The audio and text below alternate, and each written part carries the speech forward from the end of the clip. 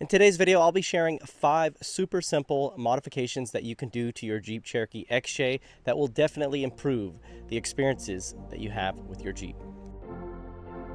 Hi there, welcome back to ADAM Off-Road. Dustin here. I hope everyone's having a good day. So we're gonna start with the first mod. Let's get to it.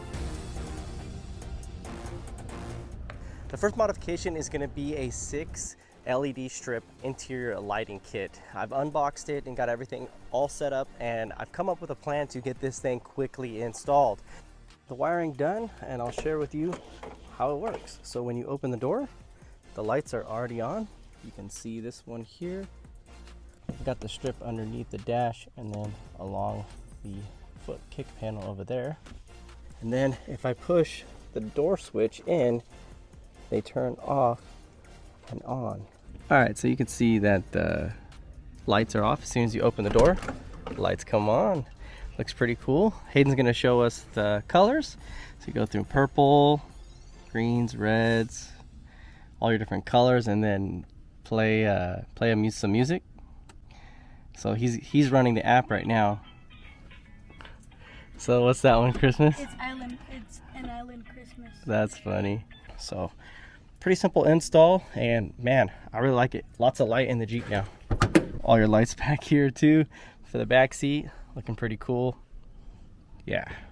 Now, going into the second modification, the plan is to get some 12-volt power back to the tailgate of this Jeep. Now, I do this on all of my vehicles because I run a refrigerator, I like to charge my power generator, and I like to have extra lighting in the back where I do a lot of my cooking and camping and things like that. Now, there's a kit that kind of puts all of this together. That is great just for a quick install. Now, I'm gonna go ahead and build my own. I'm just gonna take some wire, land them at the battery with a fuse, and then my ground locally to the 12-volt cigarette lighter socket, and then all I have to do is just get this thing wired up. You will have to cut the wires, that way you can get them through the different grommets. I'll share with you some methods on how I wired it. I went through the passenger side fender. There's a hole there. You just want to be careful not to get any wires through the metal, because the metal will kind of scrape off the insulation of the wire. You want to be very careful there. So I doubled up on some insulation in that particular area. And then I went through 2 grommets going into the vehicle, and then along the kick panels on the interior, up and over the wheel well, and then finally in the back where I'm going to mount that 12-volt cigarette lighter socket. Now, I did have to drill a hole because I decided I want to do the hard mount on one of the panels here. So I just drilled the hole to about 5/8 and then threaded on the grounding barrel of the connector. And then on the back, you add your connections and put everything back together the way it was, and you have 12-volt power. Now, because the length of the wire is about 14-15 feet, I recommend not going any more than about 7.5 amps on the fuse. Remember, the longer the wire, the smaller the fuse, because you're gonna have a voltage drop moving to the back. So just keep that in mind. If you use a larger wire, like a 12 or a 10 gauge, you can up the amps on that wire. So just keep that in mind, and moving along to the next mod. So now we have power to the back. That's gonna open up a lot of opportunities back there. I can charge my power banks, I can have lighting on demand on the tailgate, and I can plug in pretty much anything I want, an air pump or whatever for a raft, or for a mattress if I do some camping with some air mattresses. So I'm really liking this, and like I said, I do this to all my vehicles, and it's just something that I really enjoy, having access to power on the back. Moving along to our third DIY modification of this video, and that is going to be an add-on to the 12-volt cigarette lighter socket, and it's going to be a 40-inch light bar on the back of the tailgate. Now, this one is very similar to the 6 LED strips, but as far as install, all I'm going to do is get into the back of the Jeep, get the seats all put down, and then clean the area and get it stuck to the back of the tailgate. Anywhere you can put it on the glass, you can put it up higher.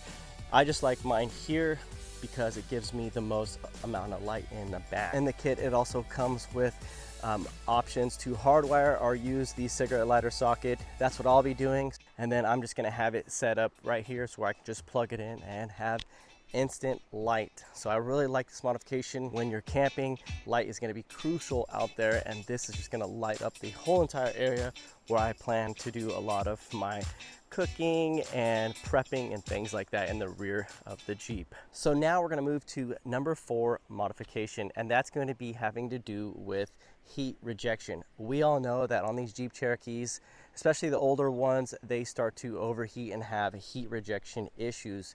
And in order to help reject that heat, there are going to be several ways, but this one is very inexpensive, and you don't have to cut anything on your Jeep to do it or modify really anything other than adding additional spacers to the hood.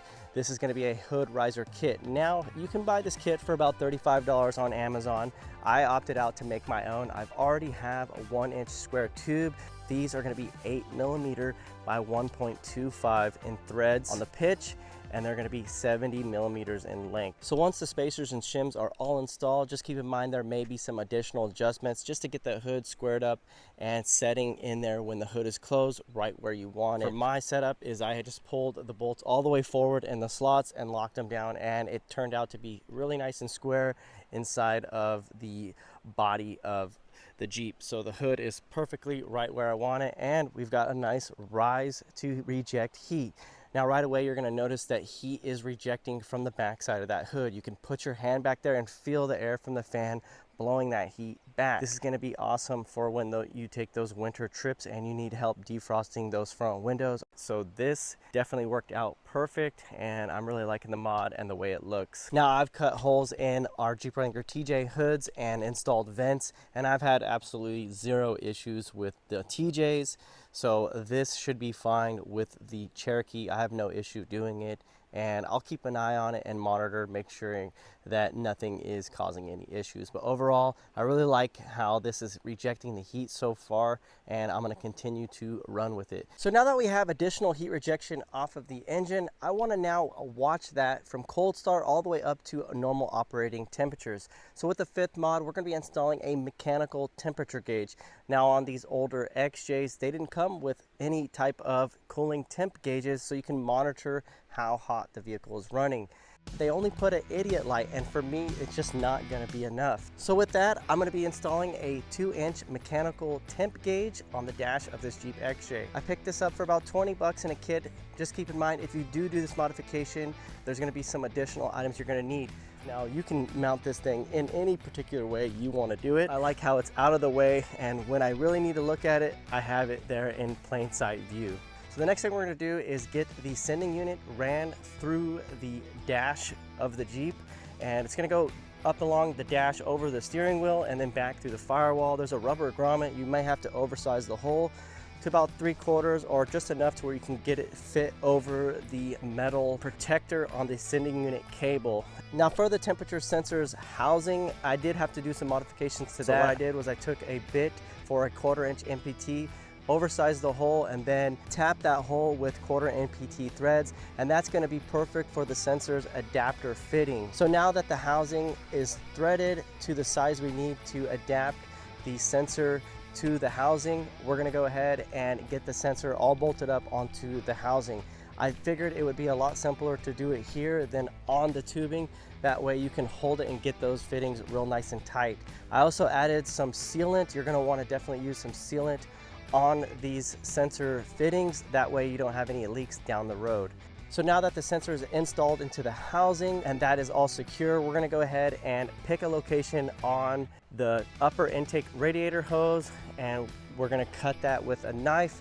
So I've got this, and now it's separated in 2 pieces. We're going to install it like this with the clamps, get everything nice and tight, and our sending unit is now installed into the cooling system. You can see where that sensor fits through the housing. It doesn't obstruct the coolant. It's just enough to capture that temperature and allow the cooling system to still function properly. So with that, I started up the engine and ran it, checked for leaks, and I can now see that the temperature rises at normal operating temperatures. The temperature on this vehicle changes between 205 to 210 Fahrenheit. Now when the ambients are higher, this gauge will also pull up a little bit higher, but normal operating conditions should be around 205, 210 degrees based on the type of thermostat you have.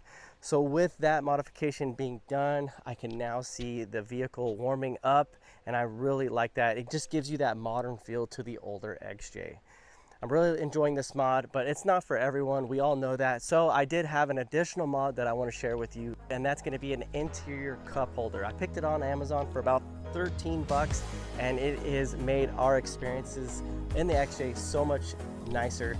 It's just a simple cup holder. It has 2 screws that you take off of the center console. You drop this thing in place, add the 2 screws, and voila, you have a 2-cup cup holder. Now, some of the downsides are it does take some of the leverage off of your e-brake. You may have to adjust the e-brake cables. That's the only downside to this, is the install. You may have to adjust that brake cable. So for 13 bucks, this is gonna be an awesome, simple mod that anyone can do, and it really does improve the experiences in your Jeep Cherokee XJ. Now for this next modification, I really didn't know if I was gonna put this in this video or not, but because the headlights came in really soon, I figured I'd just get them swapped out anyways, and while I had them removed, I was gonna go ahead and paint the headlight bezels as well. Now this modification is gonna be a huge improvement to the old factory incandescent headlights. These are gonna be a super bright LED with a high and a low function, and they are certain to brighten up any road at night. So that's gonna wrap it up for all 5 mods, 1 additional. So I got you guys at 6 modifications on this video, but not everyone's gonna need that temperature gauge, which was an option. I really enjoyed installing all of these mods and sharing with you guys on this video. If you guys like this type of content, give me the thumbs up, like, share, comment, and we're gonna end the video here. If you have any questions or comments, leave those in the comment box. Check out all the links in the description box below for all the mods I did in this video, listed from 1 through 6. And we will see you on the next video. Have a good day. Peace out.